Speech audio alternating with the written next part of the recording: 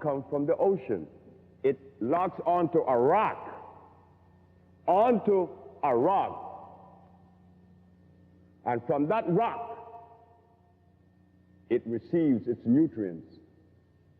Dr. Sebi, how could that be possible? A plant hold on to a rock? Yes. Scientists have yet to understand how could a plant hold on to a rock and then give you food. But you know what they did? They invented a word. This is the word.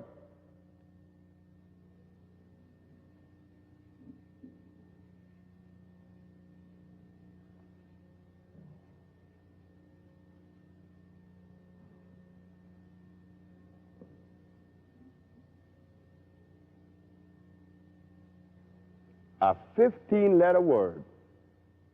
They call it iontrophoresis. Now dig that. They don't understand the workings of God, but they're going to give it a name.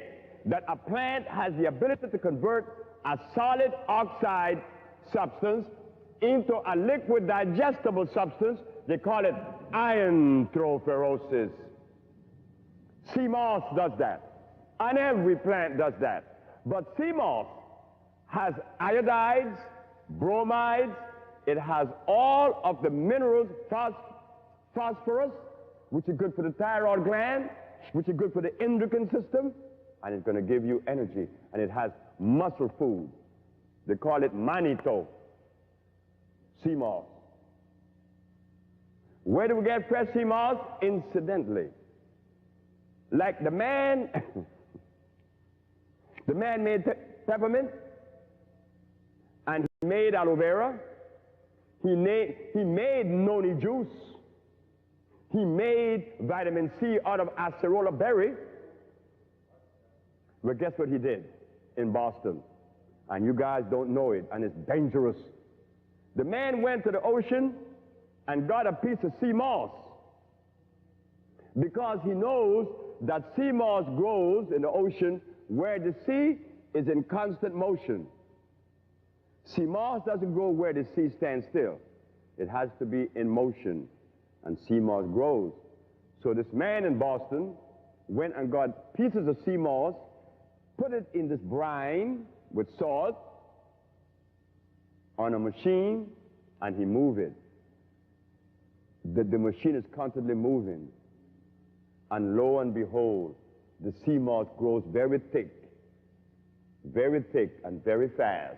And when you get a little bit of it and you put it in the pot, it gives you a whole lot of mucilage. The natural sea moss doesn't give you a whole lot of mucilage. And the talus of the sea moss, I mean the little strings, thin like this, very thin, just like this. But the other one is 3 times the size. And the other one, 3 times the size, it always has salt on it. Natural sea moss has no salt on it. And it gives you energy.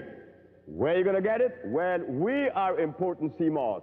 We have a whole box of fresh sea moss in Chicago where I just left to come and see you because Mr. Gray said, wait, drop Chicago and come to Philadelphia. Well, I did. And I had just received a shipment of sea moss. My brother owns boats that travel the Caribbean, all the way to Colombia and Venezuela. And he always sees sea moss on top of the ocean. It looks like gold. He would harvest it and bring it to me. And since Mr. Charles Gray is head of the Genesis School, we will be collaborating now to facilitate these things to you. You will get fresh sea moss because I will be sending it to him. Thank you, sir. Thank you very much. And what the brother asked is a very good question. All of you males should drink a lot of sea moss.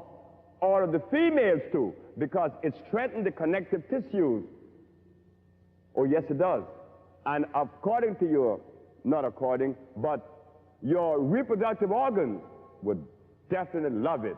Women in Honduras use sea moss to give themselves a douche with. And you'll be surprised what you feel. Yes, sir. First of all, I'd like to thank you and